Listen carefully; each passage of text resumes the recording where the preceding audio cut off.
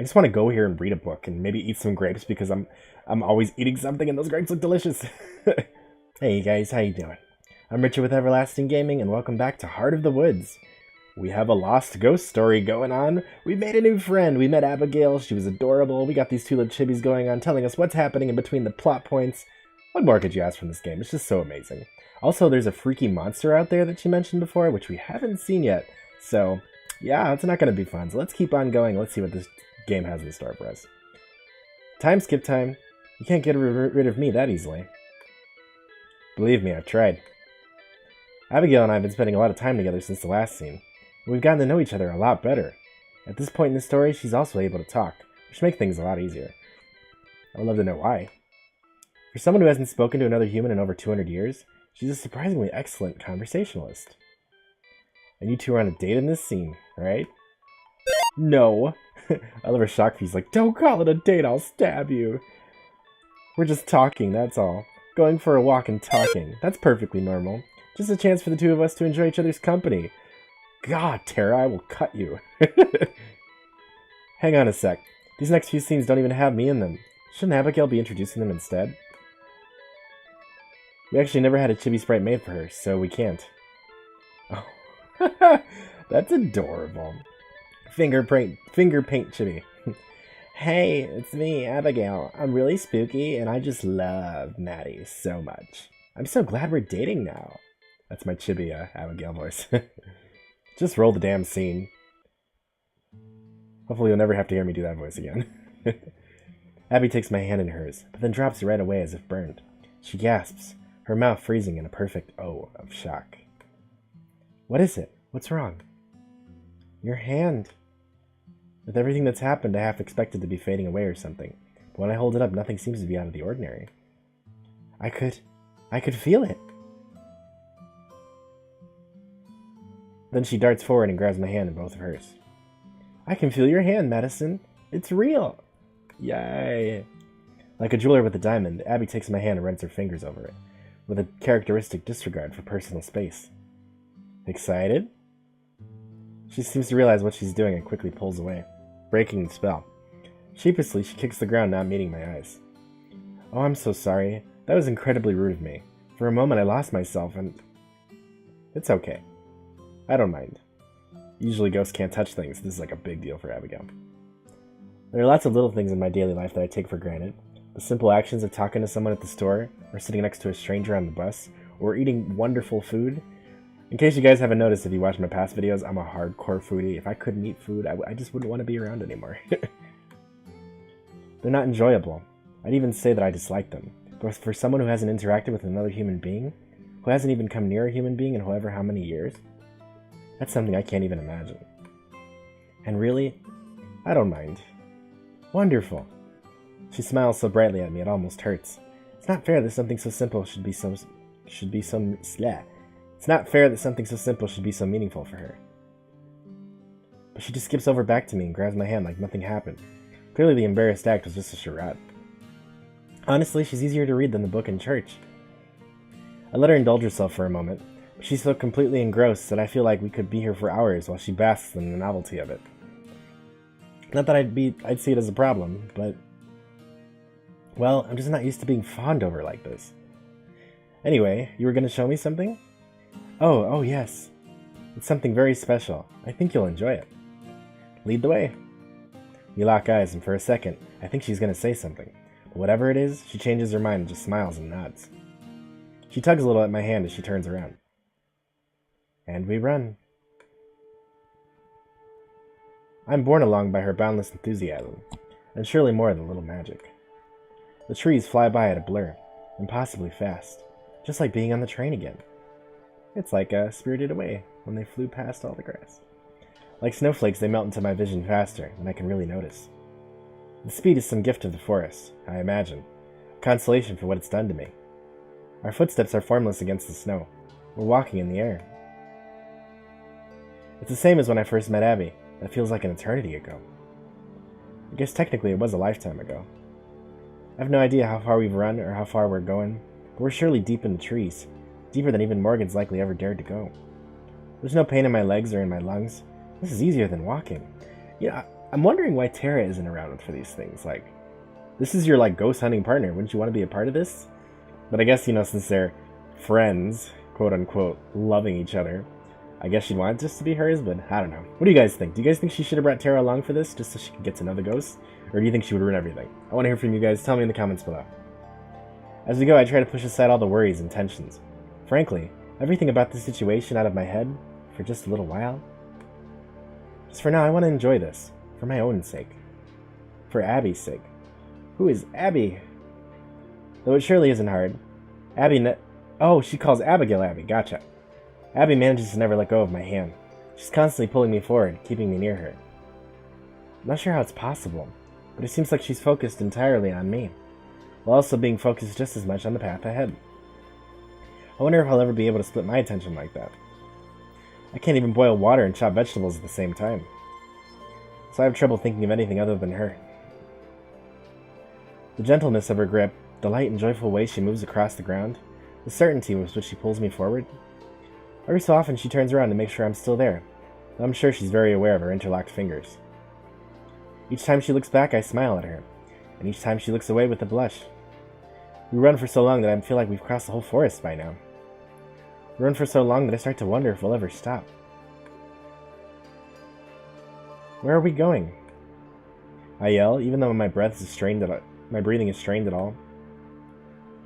It's just a little bit further. All around us, the snow glistens and sparkles in the rising sun. We must look like we're in a Christmas card right now.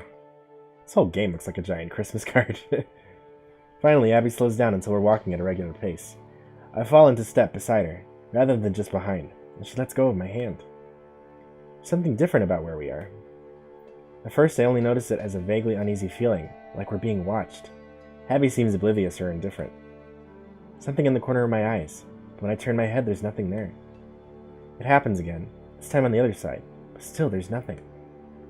Birdsong can be heard from the woods, sounding like tittering laughter. It's not a bird that I'm familiar with. Oh god, is she going to show us her pet? Giant demon bird? What's going on? Where are we?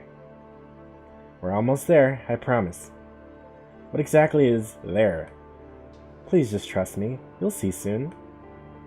Trust her? I've been doing that since I met her, and look where it's got me. Out here, though, it's not as if I have any other choice. Wordlessly, we keep walking. Strange streaks of color decorate some of the trees like paint. Icicles dangle from the branches and seem to give off a strange glow. When I get closer to inspect one, though, the glow dims. Madison? Abby paused a little ways ahead while examining the flora. Sorry, I'm coming. You'll understand in just a moment, I promise. That's the second time she's promised. I would never do anything to hurt you. I just want you to be surprised. I sigh and force a smile. That's kind of a creepy thing to say. Okay. I do my best to ignore the discomfort, the creeping fear of the unknown. I'm not especially good at it. Finally, though, the path starts to widen as the trees go farther apart. Just ahead, I can see where they spread into a clearing, much like the one where I first met Abby. And as we pass through the line of trees, I finally see what she wanted to show me. Wow, how pretty is this? I just want to go here and read a book and maybe eat some grapes because I'm always eating something and those grapes look delicious. Here in the middle of the forest is a small pond that must be at least as magical as the girl beside me. Its waters are calm and still but not frozen. Despite the clear blue sky overhead, the water is a salmon pink, the color of a sunset. It is pretty gorgeous. Is that making anybody else want some pink lemonade? Because I would love some pink lemonade, and it's really hot where I live right now, so holy crap, I am thirsty. Luckily, I got my water over here. So we're just going to drink a little bit of this because they got me thinking about it. Surrounding the pond and surrounding us are trees of a similar pink and lavender hues as the water. No snow adorns the branches, though again, a few icicles hang from them. Their shapes are twisted and strange, and give off the same glow as before. Grass underfoot fights to break through the snow. Not too far away, right at the edge, a deer and her fawn drink. They look up as we approach, staring straight at us, but then disregard us and return to their quenching their thirst. Abby was right. I can see why she brought me here. It's beautiful. Isn't it? Tranquil and serene, this place does feel like an escape from the rest of the forest. I wonder if any mortal human has ever stepped foot here. I wouldn't be surprised if not. Who made it this way? The lights, the laughter, the fleeting motions, I'm sure they're all related. Abby takes a deep breath, and I expect her to change the subject to give a cryptic answer again. But it's very straightforward. Fairies. The forest responds. The trees sway, leaning forward to listen. There's a sound like a ringing bell, but I'm not sure if I'm imagining it. Fairies. Abby nods. Then she laughs. Don't trouble yourself with them, though. We'll likely never see them. They live all throughout the forest, but this place is just special to them, just like it is to me. We share it in a sense. Have you seen them? Yes, many times. She says it so casually that I'm reminded of Morgan, telling us about spirits and talking cats. My heart pangs at the thought. It seems so long ago. You know, now that I think about it, when Morgan was saying that she saw something in the forest, you think maybe she saw that demonic creature, which we haven't seen yet? Or was it the lights that we saw in the second episode? I don't know, but it makes me wonder.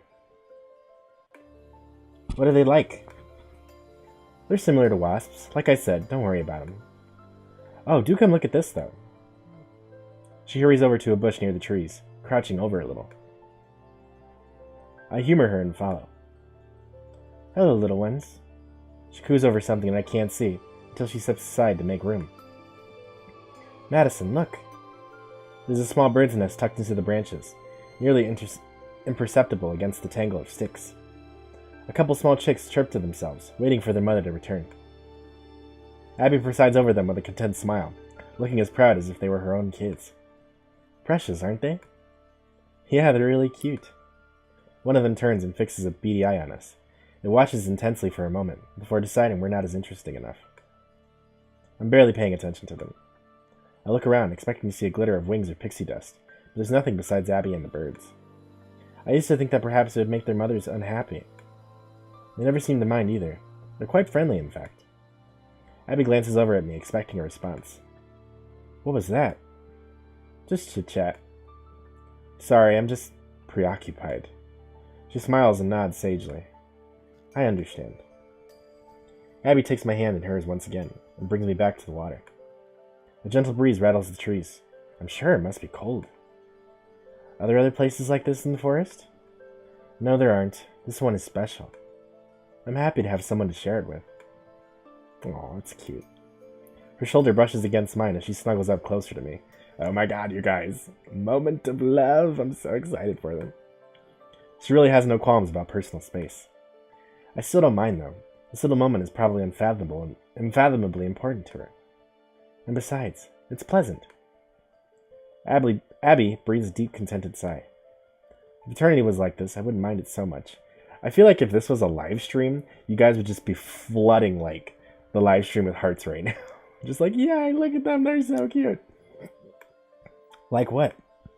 Not so lonely. Aww. Her words hang on me in the air despite their heaviness. She shifts silently beside me, standing just a little bit closer. I move my arms a little to make room. Thank you for bringing me here. I'm glad I was able to see it. I'm glad you were the one I was able to show it to. There's a tingling feeling from the back of my neck as pinprick claws scratch it. I spin around, swatting at the air, but there's nothing there. Madison, what's wrong? Is something trying to get me to kiss her? It's adorable. I don't know, something bit me. I feel around the back of my neck, expecting to find blood. There's a wet spot. I pull my hand back to look, there's nothing but water. We stand there silently for a while. I try to let the tumultuous sea of emotions I've gone through these past few days wash over me. It's still hard for me to process and accept what's happening. Part of me expects that at any moment I'm going to wake up from this strange dream. Either back in the cabin with Tara, or preferably all the way back home. But that's just a small part. The rest of me knows this is real. Am I sad? Angry? Confused? Excited? Yes. All of those things at once, and more. It's all overwhelming, and I don't know what to do about it. Until recently, my only thoughts regarding the future were vague, uncertainty towards the next few years. Now I'm confronting the concept of forever. An eternity like this? I turn my head just a little to look at Abigail. Her eyes are closed as she faces the pond, her face not betraying her thoughts or feelings. She's been alone for several times longer than I've been alive. I keep coming back to that fact. Is that what's going to happen to me as well? The rest of time, bound to this forest? I would love to know how she died, too, now that she can talk. Well, not quite. Unlike her, at least I wouldn't be all alone. I wouldn't let myself think that way, though. It's quitter's talk. I will find a way out of this. Somehow or another, I'll convince the forest spirit to let me go, whatever it takes. I'm sorry, Abigail. Just trying to help her find peace. Oh, the Chibies. I love their little musical transitions. Alright, we're going to skip ahead again and go to our next scene. Actually, we're not. Huh? I'm looking and I can't find the scene anywhere. I think they might have put it in this build. I don't think they put it in this build. Seriously? We can't just not have a scene. Check the other folders. This isn't one of those visual novels where part of the game is actually moving files around. Haha, little jab at Doki Doki Literature Club. I'm pretty sure they're just going to be patching the scene in later. Terra? Mads, you're not going to believe what I found on this computer. Get back here. We should have this scene ready to go in an upcoming patch before too long. Thanks for your patience. Thanks, Chibies. You guys are so helpful. Looks like you made it to the end of the demo. We hope you enjoyed the experience and that you're looking forward to the full release. I totally am. I show up a lot more in the final game, so that should be all the motivation you need to buy it. Morgan does as well, so you can get an extra pretty face to look at too. Can you at least wait until the demo's done to thirst over a girl you just met, please? As a reward for completing the game, I'm going to go ahead and unlock the guest art gallery. You can check there to see some really fantastic pieces made by a group of incredibly talented artists, including a couple members of Studio Ellen itself. I thank everyone who worked on making this demo possible, but given that one of them wrote me saying this, that would be awfully self-aggrandizing. Anyway, be sure to keep an eye on Ellen's social media for updates on when you can expect the finished game, and as always, don't forget to like, comment, and subscribe. That's not even remotely how a demo works. But I appreciate the little, plug. Thank you, Terra. Sorry, force of habit. Anyway, it's time to say goodbye for now. But Abigail, Terra, Morgan, and I are all looking forward to returning to the main game. See you then. That was adorable. This was the most, prettiest demo I've ever played. Oh my god, look at that. That's gorgeous. Thank you. Thanks for playing our demo. You can now access the jukebox as well as a special guest art gallery from the Extras tab on the main menu. We hope you enjoyed this sample of Heart of the Woods. We're working to have a full game released by the end of 2018. If you liked the demo, or even if you didn't, we'd love to hear your thoughts on it. Shoot us a message on Tumblr, Twitter, or Curious Cat. We'd appreciate any and all feedback. We're especially interested if you have any accessibility options that you'd like to see. This demo will be occasionally updated with newer revised assets, so be sure to follow our social media for news about those. Also, please consider adding the game to your wishlist on your store of choice, so that you'll be notified as soon as the full game is available. Again, thanks for playing. Aww. You guys, that was adorable. It's a perfect mix of comedy, mystery, and just, love and just a little bit of horror and all that stuff. I can't wait to see, the finished game, with the creature and a little bit more Terra, because we saw, no Terra. And just to learn a lot more about Abigail, how did she die, where did all that come from? So let's see some of this art stuff, because... Okay, so it's pretty much just, all of the captures from the things that we saw. So you got the train...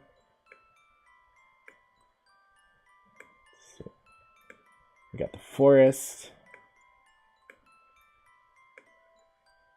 We got when we first found out Abigail's name. And it's pretty much everything else. How cool is that? Alright, you guys. Well, hey, this has been awesome. I had so much fun playing this. I want to know what you guys think. Did you guys enjoy this game? Do you guys want to know more about Abigail? Are you excited for the full release of this?